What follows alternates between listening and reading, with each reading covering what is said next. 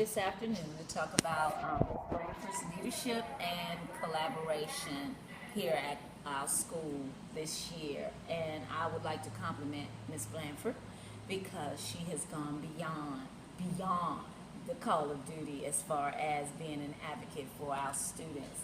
I'd like to say thank you for how you did with the extended day, and you went above. Instead of keeping the same grade, you went with the third graders. What made you decide to go with third graders? Because I wanted to know, when I decided to become a teacher 10 years ago, I always thought that I wanted to become a third grade teacher, but since I was positioned in second grade, Right. I said, well, I could still some way, somehow reach the third graders, and I decided to teach the third graders after school. And it's kind of the same, but I noticed the difference between second graders and third graders. And over the summer, they act a little bit more mature.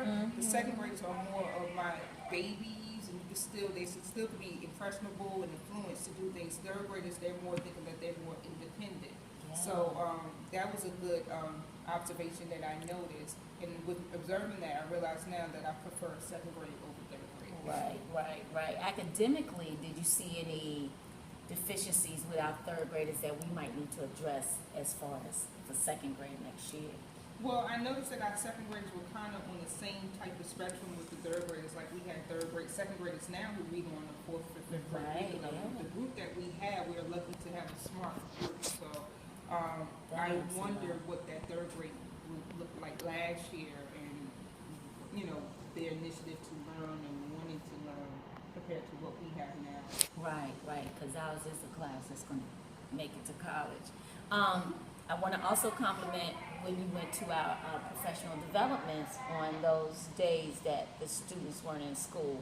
You went to the math ones, and I'd like to say thank you because you always came back with the knowledge that they gave you, and we always implemented them into our lesson plans, which definitely was great for us because we were both teaching the same thing, and then when anybody came in, they saw that we were on one accord with that. I'd like to say thank you for the piloting of the Mayan, because that helped us a lot too as far as getting in there, helping our kids to reach their level of reading that much better with those individual tests, and them putting them on their level. Girl, I could keep going on. Let me keep going on. Oh, no. And I like the way you brought in the STEM, the science, technology, when we had the students from your previous school come in and tell the kids how to make the robots and how to use the different materials just to create, and then that was very good for the engineer to come. So I like that. That was the bone. Okay. The newsletter that we keep giving to our students, let them take it to their parents so that they can see what is definitely going on in our classroom. So as far as leadership and collaboration, I would say thumbs up because you definitely you have been an advocate for our students for that, and I have watched you do that as your mentor, and I am very proud to be working with you. Thank you.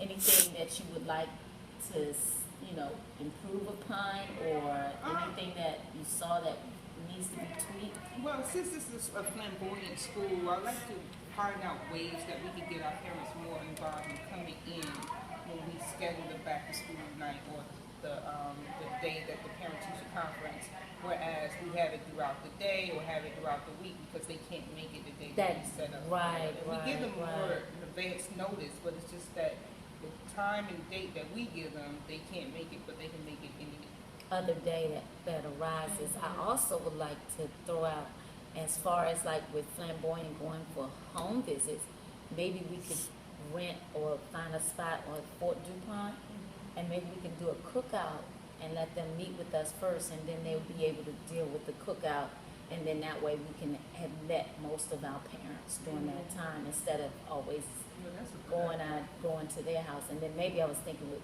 maybe kindergarten, we can get with them. So it'd be K and 2. I don't know if first grade want to do it yet, but I'll open it up.